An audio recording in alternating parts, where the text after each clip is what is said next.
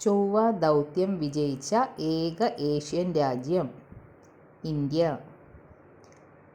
ബഹിരാകാശത്ത് പോയ ആദ്യ സഞ്ചാരി യുറി ഗഗാറിൻ റഷ്യ.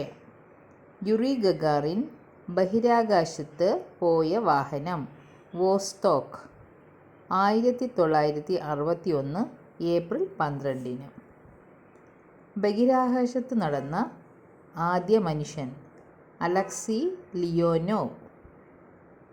ആദ്യമായി ബഹിരാകാശത്ത് പോയ അമേരിക്കൻ അലൻ ഷെപ്പേർഡ്.